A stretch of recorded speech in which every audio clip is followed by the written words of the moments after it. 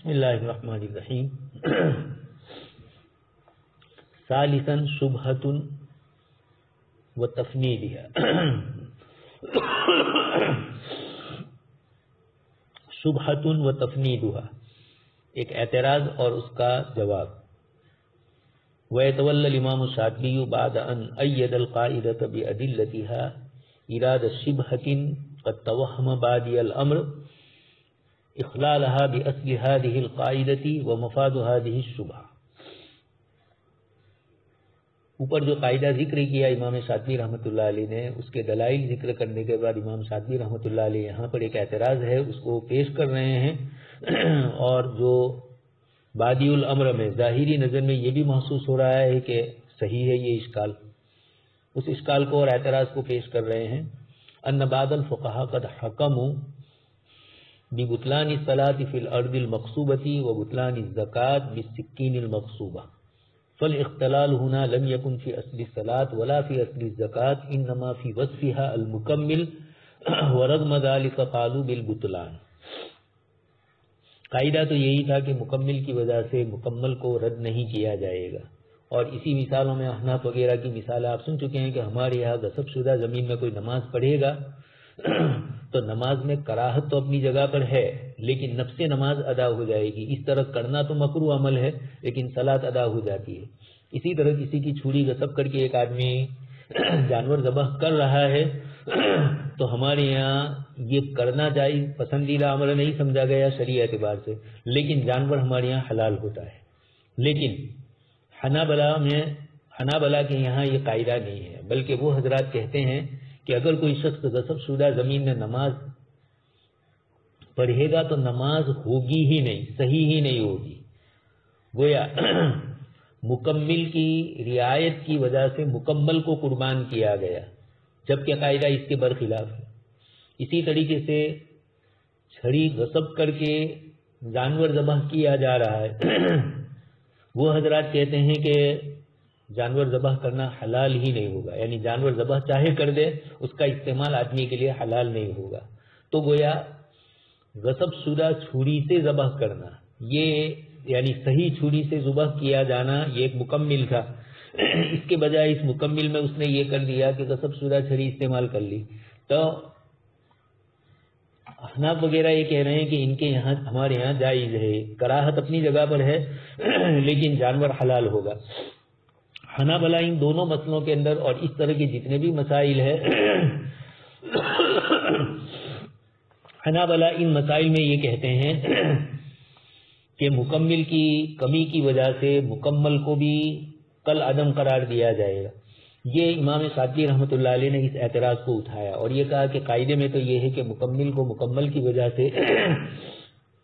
قربان کیا جائے، مکمل کا اعتبار ہو مکمل کا اعتبار نہ ہو، لیکن یہاں پر مکمل کا اعتبار کیا گیا ان دونوں مثالوں میں. تو گویا آپ کا قاعدہ ٹوٹ رہا ہے. اس اعتراض کو ذکر کرنے کے بعد امام شاطبی رحمۃ اللہ علیہ نے اس کا جواب دیا ہے. وأجاب الشاطبي عن هذه الشبهة بأن من قال ببطلان الصلاة كونها في دار مغصوبة اعتبر الوصف المكمل كالوصف الذاتي. جن علماء کرام نے یہ فتویٰ دیا ہے اس کا جواب امام شاطبی یہ فرما رہے ہیں کہ ان حضرات نے جو فتویٰ دیا ہے غصب شدہ زمین یا مکان میں نماز نہ ہونے کا فتویٰ دینے والے حضرات نے یہاں مکمل کو وصف ذاتی مان لیا ہے، مکمل کا درجہ دے دیا ہے. گویا نفس نماز ہی منہی عنہ ہے. یعنی اللہ کے رسول صلی اللہ علیہ وسلم نے منع فرمایا نماز پڑھنے سے غصب شدہ زمین میں. جب اللہ کے رسول نے نماز سے ہی منع فرمایا تو نماز ادا ہی نہیں ہوئی. نماز کے تمام ارکان کی ادائیگی مقصودہ زمین میں ہونے کی وجہ سے نماز مقصوب ہوئی اور حدیث شریف میں اسے روکا گیا، اس لیے کہ نماز کے تمام ارکان گویا غصب شدہ ہے اور اصل کی تحریم اس کے تمام متعلقات تک متعدی ہوتی ہے، اس لیے نماز بھی ممنوع ہوگی. فَكَأَنَّ الصَّلَاةَ فِي نَفْسِهَا مَنْهِيٌّ عَنْهَا مِنْ حَيْثُ كَانَتْ أَرْكَانُهَا كُلُّهَا الَّتِي هِيَ أَقْوَانٌ، یعنی جو اصل ہے اس کے اندر یہ تمام کے تمام ارکان اس مقصودہ زمین ہی میں ادا ہونے کی وجہ سے گویا غصب شدہ ہے. لِأَنَّهَا أَقْوَانٌ حَاصِلَةٌ فِي الدَّارِ الْمَغْصُوبَةِ وَتَحْرِيمُ الْأَصْلِ إِنَّمَا يَرْجِعُ إِلَى تَحْرِيمِ الْأَقْوَانِ فَصَارَتِ الصَّلَاةُ نَفْسَهَا مَنْهِيًّا عَنْهَا كَالصَّلَاةِ فِي طَرَفَيِ النَّهَارِ وَالصَّوْمِ فِي يَوْمِ الْعِيدِ. جیسے یہ منع ہے اس طریقے سے یہ بھی عید کے دن جس طرح روزہ رکھنا منع ہے اور دن کے طلوع اور غروب کے وقت نماز پڑھنا مکروہ ہوا اور وہ نماز ادا نہیں ہوتی ہے، اس طریقے سے یہ بھی ادا نہیں ہوگی۔ یہ شاطبی رحمۃ اللہ علیہ فرمانے ہیں کہ ان حضرات نے چونکہ حدیث شریف میں جس کو مکمل کا درجہ دیا ہے انہوں نے اس کو مکمل کا درجہ سمجھا ہے، یا ان کے نزدیک چونکہ حنابلہ اصحاب ظاہر سے تھوڑے قریب ہے تو وہ ظاہری عبارت کو دیکھتے ہوئے فرماتے کہ حدیث شریف میں غصب سے نہیں روکا، یعنی غصب سے تو روکا ہی عام احوال میں، اس جگہ پر غصب سے نہیں روکا بلکہ ایسی غصب شدہ چیز پر، جگہ کے اوپر یا کپڑے پر کپڑے سے نماز پڑھنا شریعت نے اس نماز کا اعتبار ہی نہیں کیا ہے۔ چھری میں بھی وہ یہی کہہ رہے ہیں، اس لیے ان کے نزدیک کذالک الزکوۃ حین صارت السکین منہیا عن العمل بها لان العمل بها غصب کان هذا العمل والمعین منہیا عنہ۔ حدیث شریف میں اس عمل سے اور اس کی اعانت وغیرہ اس قسم کے جو امور ہے ان دونوں سے منع کیا گیا، فصار اصل الزکوۃ منہیا عنہ، لہذا گویا شریعت نے ذبح کرنے سے ہی منع کیا۔ فعاد البطلان الى الاصل بسبب بطلان وصف ذاتی، گویا اس وقت اس کی مکمل کی حیثیت نہیں رہی، اگلے جواب جیسے دو دیے اس طریقے سے یہاں پر بھی یہی فرمانا چاہتے ہیں۔ اذن الامام الشاطبی یرا ان القول ببطلان الصلاۃ فی الارض المغصوبۃ والزکوۃ بالسکین المغصوبہ مرده الى عدم تحقق مناط القاعدۃ فیہا، گویا حنابلہ کے نزدیک اور ظاہریہ بھی جو اس قول کے قائل ہے، ان حضرات کے نزدیک امام شاطبی رحمۃ اللہ علیہ کے نزدیک گویا مقصود زمین میں نماز اور مقصود چھری سے ذبح نہ ہونے کے فتوے میں حنابلہ کے یہاں اس قاعدے کا مناط ہی نہیں پایا گیا، اس لیے کہ ہم نے تو یہ سمجھا تھا کہ مکمل ہے تو مکمل کی رعایت میں اس کو قربان کرنا ہے، اور یہ مکمل ہی نہیں ہے، وصف ذاتی مانا ہے، اس لیے یہ بھی ایک درجے میں مکمل ہے۔ جب یہی مکمل ہے تو شریعت نے اس سے ہی روکا، یعنی مقصوبہ زمین میں نماز پڑھنے سے ہی شریعت نے روکا۔ اب جب شریعت نے روکا اور اس نے ادا کی تو نہیں ادا ہوگی، جیسے عید کے دن کی نماز اور عید کے دن کے روزے اور طلوع اور غروب آفتاب کے وقت کی نماز ہے، گویا مناط نہیں پایا گیا۔ ایسے جواب امام شاطبی رحمۃ اللہ علیہ کئی جگہ پر فرماتے ہیں، یعنی آپ اس جگہ پر اس قاعدے کو جو شامل کر کے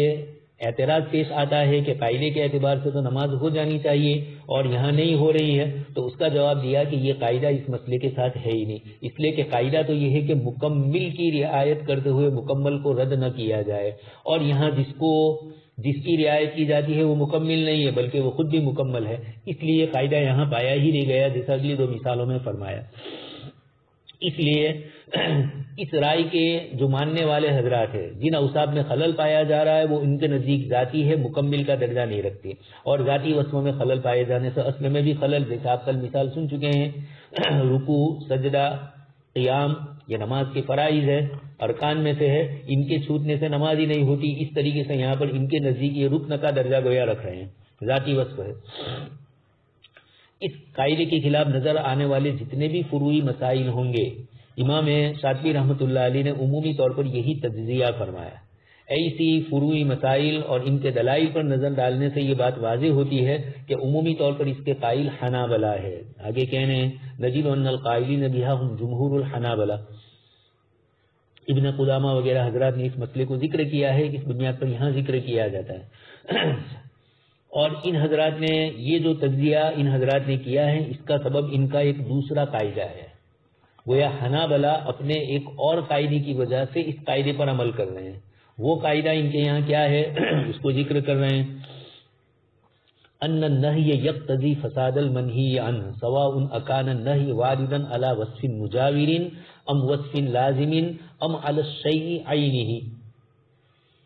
یہ ذکر کر رہے ہیں کہ نہیں، یہ منہی عنہ کے فساد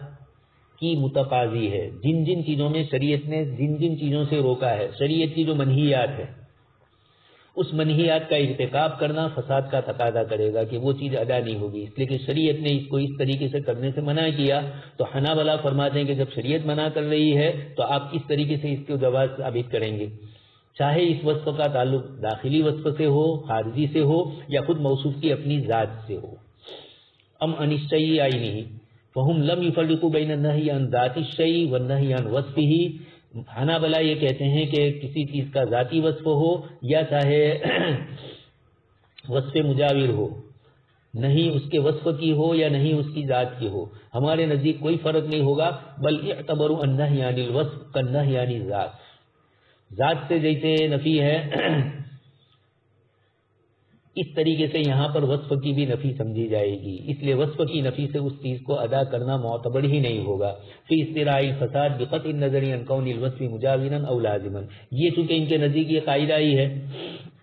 نہیں چاہے موصوف کی ذات سے متعلق ہو یا اس کے کسی وصف سے ہو، دونوں کے درمیان حنابلہ کوئی فرق نہیں کرتے ہیں، بلکہ انہوں نے وصف سے متعلق نہیں کو بھی منہی عنہ سے متعلق نہیں کے برابر سمجھتے ہوئے اس کے نتیجے میں بے باطل ہونے کا فتویٰ دیا ہے، چاہے یہ منہی عنہ وصف خارجی ہو یا داخلی ہو۔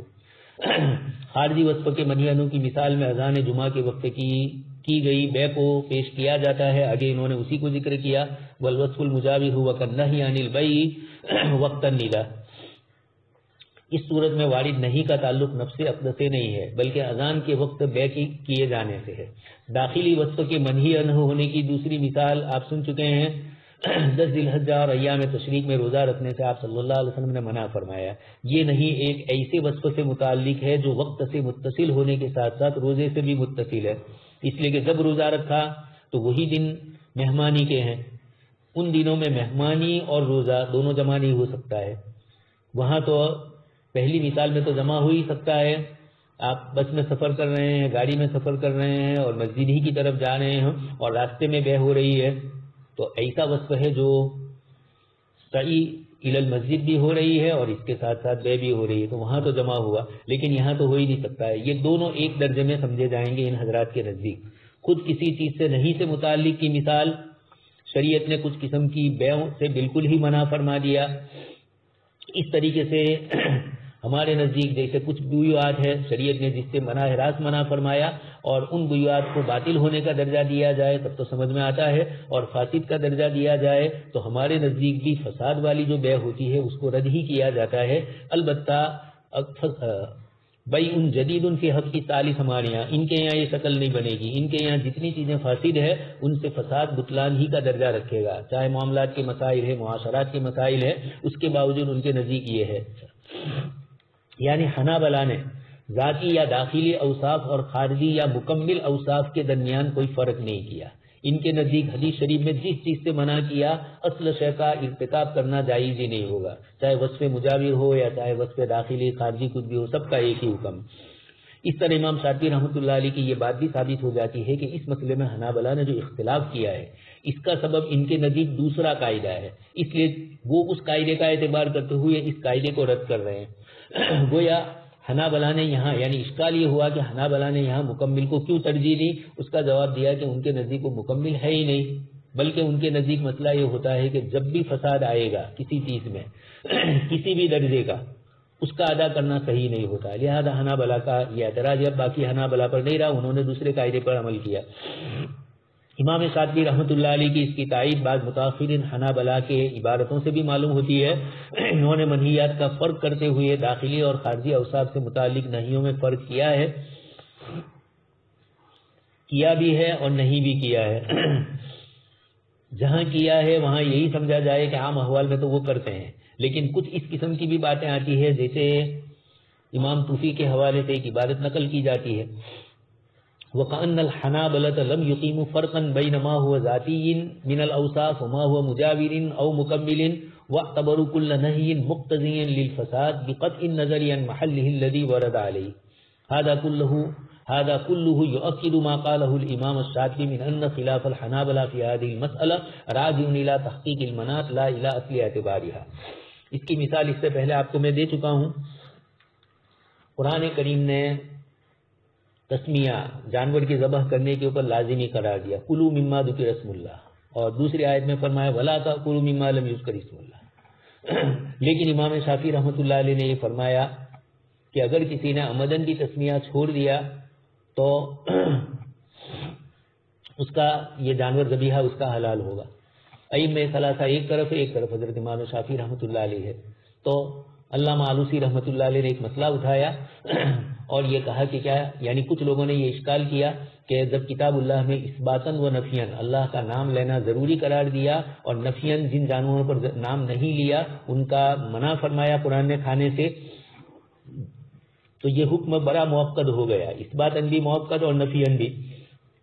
اس کے باوجود امام شافعی رحمۃ اللہ علیہ فرماتے ہیں کہ اللہ کا نام عمدن بھی نہیں لیا تب بھی ذبیحہ حلال ہے۔ تو کچھ لوگوں نے اشکال کر کے یہ کہا تھا کہ امام شافعی رحمۃ اللہ علیہ خارق اجماع ہے، وہ اجماع کو رد کر رہے ہیں۔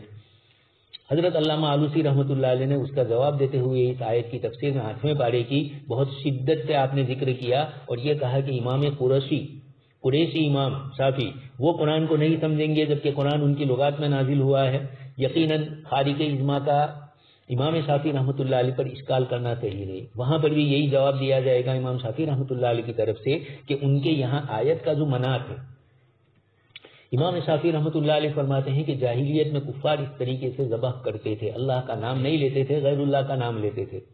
اب ایک مومن جب اللہ پر یقین رکھتا ہے وہ جب جانور ذبح کرے گا تو یقیناً چاہے اللہ کا نام نہیں بھی لے رہا ہے لیکن فی قلب کل امرئ مسلم، مسلمان کے قلب میں اللہ ہی کا نام ہوتا ہے، جو حقیقی مسلمان ہوتا ہے وہ اللہ ہی کے نام پر جانور کو ذبح کرتا ہے، اس لیے چاہے وہ بسم اللہ بولے نہ بولے اس کا دل کا اعتقاد تو اللہ ہی پر ہے، جبکہ جاہلیت میں یہ چیز نہیں ہوتی تھی، دل کا اعتقاد ہی دوسروں کے نام پر۔ تو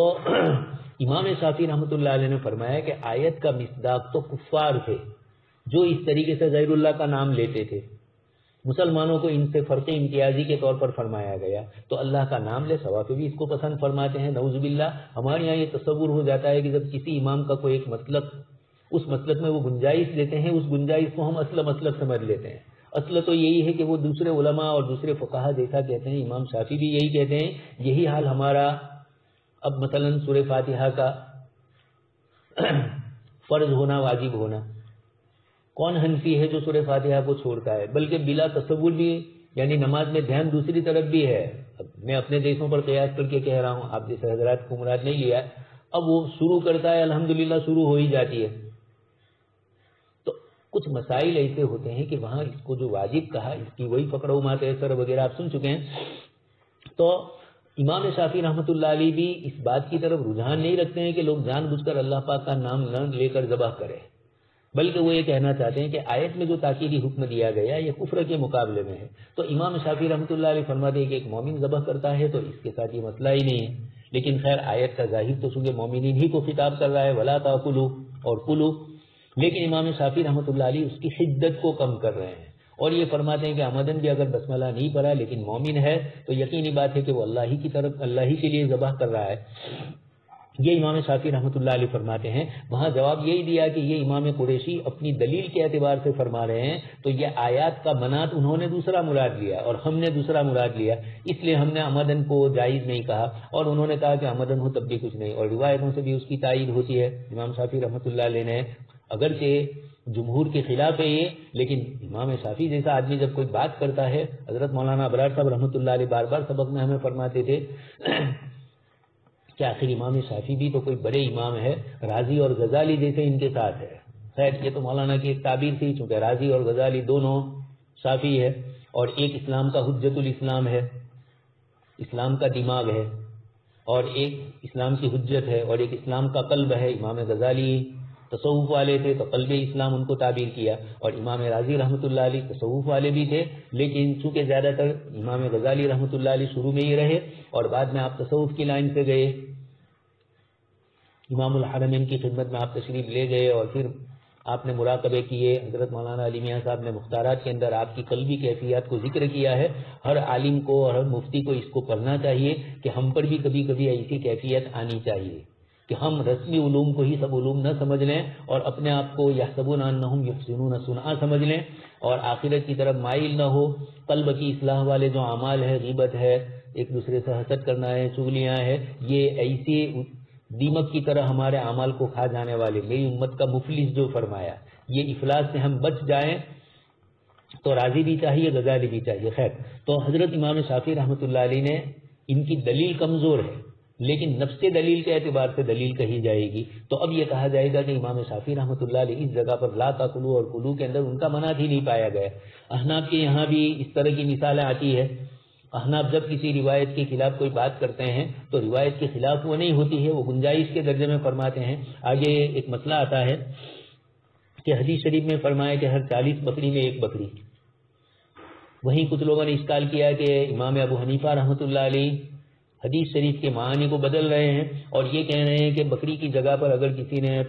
قیمت ادا کر دی تب بھی معتبر ہو جائے گی. جیسے آج کل زکوٰۃ میں ہم لوگ یہی کرتے ہیں, الگ الگ زیورات اور روپیہ پیسہ ہوتا ہے,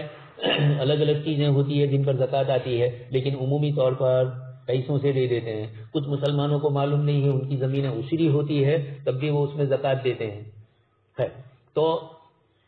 حضرت امام شافعی رحمۃ اللہ علیہ کی طرح اور اس طریقے سے احناف کے یہاں بھی 40 بکریوں میں ایک بکری میں امام شافعی خود جواب دیتے ہیں کہ اگر امام ابو حنیفہ رحمۃ اللہ علیہ یہ فرماتے کہ بکری زکوٰۃ میں نہیں دی جائے گی بلکہ قیمت ہی دی جائے, صرف قیمت کا انحصار کرے تو یہ پورا نص کو بدلنا لازم ہے. لیکن امام ابو حنیفہ رحمۃ اللہ علیہ فرماتے ہیں کہ بہتر تو یہی ہے کہ بکری سے ادا کرو, لیکن اگر کسی نے بکری کے بجائے قیمت دے دی تب بھی ادا ہو جائے گی, یہ احناف کہہ رہے ہیں. تو منات اس کا ذکر کیا کہ حدیث شریف کا یہ ہے. اس لیے اس قسم کی دلیلوں میں جب کوئی دلیل, یہاں تو خیر ایک جزوی مسئلہ ہے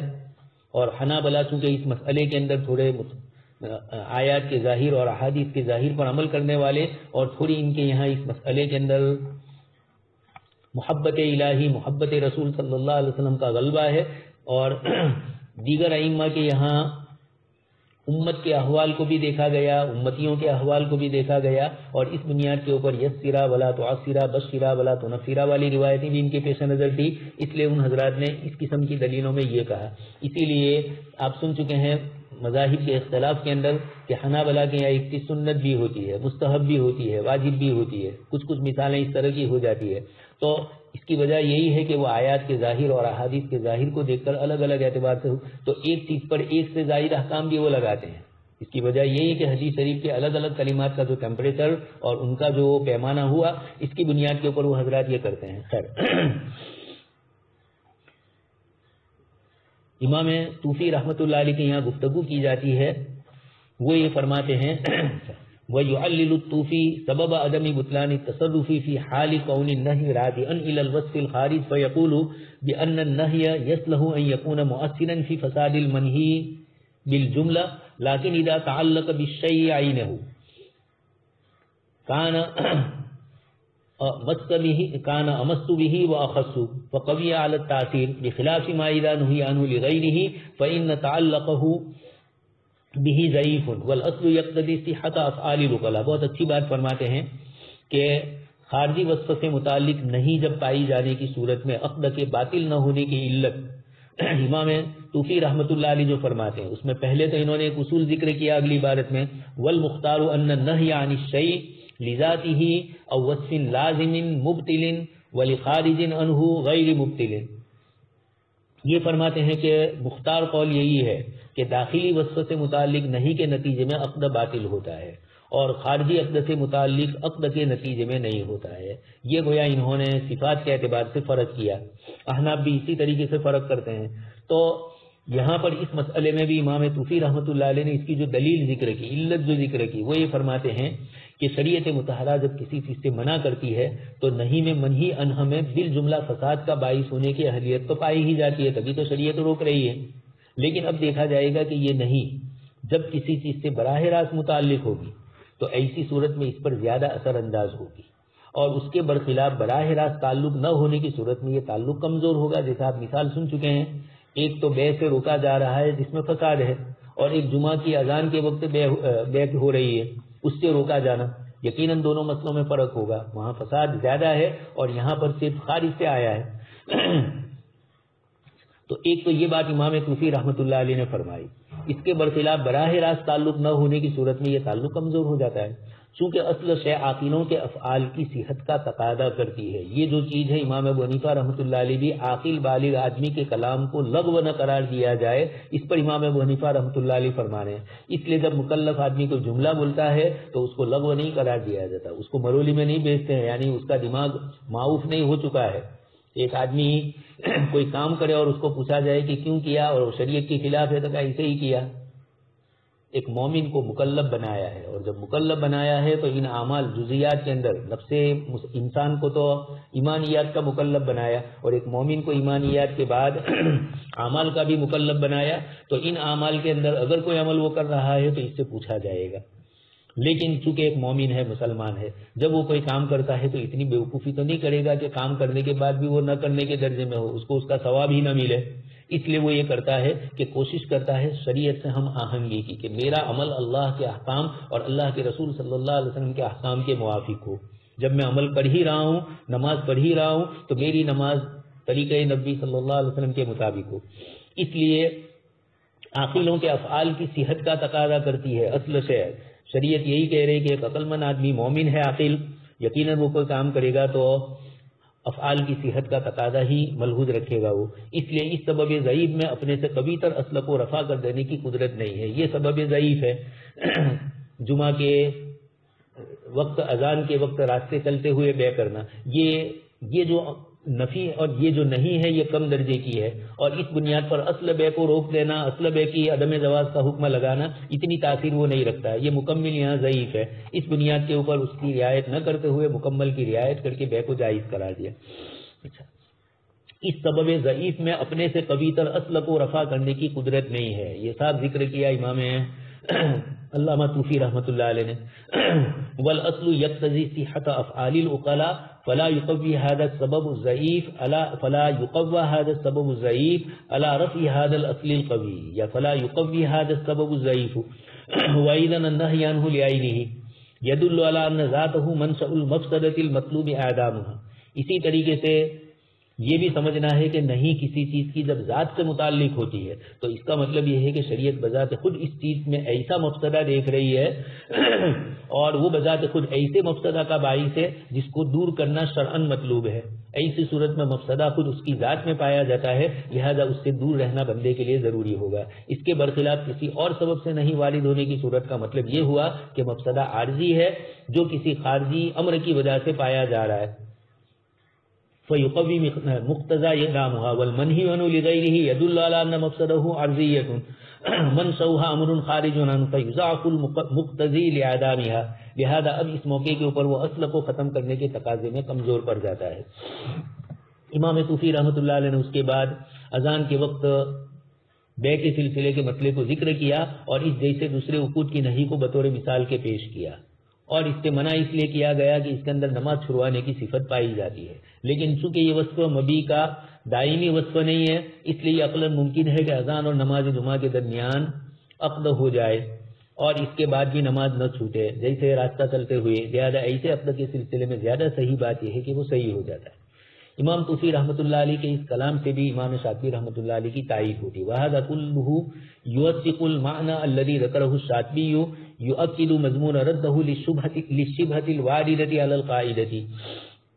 اس قاعدے کے اوپر جو اعتراض پیش آتا ہے اس کا جواب بھی ہو گیا اور یہ بھی طے ہو گیا کہ اختلاف اصل قاعدے کی حجیت میں نہیں ہے بلکہ بعض فروع میں اس کے منات کا تحقق محل اختلاف ہے. امام شافعی نے اس کو نہیں مانا منات، امام احمد رحمۃ اللہ علیہ نے وہاں منات نہیں مانا. ان کے یہاں چونکہ مطلق نہیں، جب بھی شریعت کی آئے گی وہ روکے گی. اصول تو یہ دوسرے ائمہ کے یہاں بھی ہے اور خود امام شافعی رحمۃ اللہ علیہ نے بھی ذکر کیا شریعت کے جتنے اوامر ہیں وہ سب ایک درجے میں ہیں، جتنے نواہی ہے وہ ایک درجے میں ہے، لیکن اس کے ٹیمپریچر کے اعتبار سے پھر فرق کرتے ہیں. اس لیے نفس امر آیا تو وجوب کے لیے. احناف نے بھی یہ کہا کہ جب سیاق و سباق میں اس کے قرائن نہیں پائے گئے تو وہ امر وجوب کے لیے ہوگا، یعنی وجوب کے قرائن پائے جا رہے ہیں تو وجوب کے لیے، اور وجوب کے قرائن نہیں معلوم ہو رہے ہیں، کوئی ایسا لفظ ہے جس سے پتہ چل گیا کہ شریعت نے اتنی تاکید نہیں کی ہے تو وہاں پر پھر وہ وجوب ثابت نہیں ہوتا ہے. اسی طرح نہیں میں بھی حرمت ہر وقت حرمت تعبیری نہیں ہوتی ہے بلکہ دیکھا جائے گا حرمت مجاورہ ہے جیسے یہاں پر جمعہ والی. اور اسی طریقے سے بیعات فاصلہ میں بھی بات اتنی ہوئی کہ احناف کے یہاں اس کے ٹیمپریچر کو دیکھ کر مکمل کی رعایت زیادہ کی گئی اور فساد والی چیزوں میں حکم تو وہی دیا، لیکن بیون جدید ان کے حق کی ثالث فرمایا جب معاملہ ان دونوں کے ہاتھ سے نکل گیا. بسا اوقات ایسا ہوتا ہے ایک آدمی نے ایک چیز خریدی دوسرے کو بیچ دی، اب اس کو کہا گیا دوسرے کو کہ دیکھیں ان دونوں نے جو پہلا معاملہ کیا تھا انہوں نے جن سے خریدا تھا وہ فاسد ہے، اس لیے آپ کے اندر بھی وہ فساد آیا. اس نے کہا کہ میں نہیں جانتا، فائدہ اس کو ہو رہا ہو خریدنے کے اندر بیچنے کے اندر تو بائع مشتری میں سے کوئی بھی پھر سودا رد نہیں کرتا ہے. اب جب رد نہیں کیا اور اب تیسرے کو بیچ دیا ہے، اب تیسرا آدمی اس کو چاہتا بھی ہے کہ رد ہو، وہ متقی ہے تو، لیکن بیچ والے نہیں چاہ رہے ہیں تو اب یہ مجبور ہو جائے گا. تو امام ابو حنیفہ رحمۃ اللہ علیہ نے ایسے مواقع پر فرمایا، مطلق نہیں فرمایا کہ بے فاسد کرتے رہو اور پھر اس کے بعد اس کے اندر جواز بیع جدید فی حقیق ثالث کرتے رہو، جواز کے لیے جان بوجھ کر کسی کو بیچو، یہ غیر شرعی ہیلے ہوں گے، امام صاحب رحمۃ اللہ علیہ اس کے قائل نہیں۔ تو امام طوسی رحمۃ اللہ علیہ کے اس کلام سے امام شاطبی رحمۃ اللہ علیہ کی بات کی تائید ہوتی ہے، اور اس طرح یہ جو قاعدہ ہے اس قاعدے پر جو اعتراض لازم آ رہا ہے اس کا بھی جواب ہو گیا کہ یہاں پر اس کا مناط نہیں پایا گیا۔ اسی طریقے سے اختلاف اصل قاعدے کی حجیت میں نہیں ہے بلکہ فروع میں اس کے مناط کے تحقق کی بات ہے، اس سے پہلے بھی سن چکے ہیں۔ اسی کو امام شاطبی رحمۃ اللہ علیہ نے آگے ذکر کیا، وَيَتَصَوَّرُ هُنَا النَّظَرُ فِي أَبْحَاثٍ هِيَ مَنْشَأُ الْخِلَافِ فِي مَسْأَلَةِ الصَّلَاةِ فِي دَارِ الْمَقْصُوبَةِ وَلَكِنَّهَا غَيْرُ قَادِحَةٍ فِي أَصْلِنَا الْمَذْكُورِ۔ امام شاطبی فرماتے ہیں کہ مخصوص زمین میں نماز حنابلہ نے جیسے منع کیا اور ہم کہہ رہے ہیں کہ نہیں ہو جاتی ہے فساد کے اس کی کمی کے ساتھ، اس جیسے چند مسائل سے متعلق اختلاف اس قاعدے کے خلاف دلیل بنتا نظر آتا ہے، لیکن یہ اختلاف ہمارے قاعدے کو کوئی نقصان نہیں پہنچا رہا ہے، اس لیے کہ یہ قاعدہ عقل کے عین مطابق ہے، اس لیے مکمل کی وجہ سے مکمل کو رد نہ کیا جانا یہ اپنی جگہ پر باقی رہے گا۔ ہاں اختلاف چند فروعی مسائل میں اس قاعدے سے متعلق ہونے کو لے کر رہا تو قاعدے مقاصدیہ کا چند جزیات مقابلہ نہیں کر سکتے ہیں، یعنی محل اختلاف یہی رہا کہ ان فروعات میں مناط کا قاعدے کا تحقق ہوتا ہے کہ نہیں، اس طرح زیر نظر قاعدے کا صحیح ہونا ثابت ہو گیا کہ یہاں پر بھی قاعدہ پایا جا رہا ہے، اس بنیاد پر چند جزیات میں فرق پڑنے سے اصل قاعدے میں کوئی فرق نہیں پڑتا ہے۔ سبحان اللہ بحمدہ، سبحانک اللہم و بحمدک، نشہد ان لا الہ الا انت، نستغفرک و نتوب الیک۔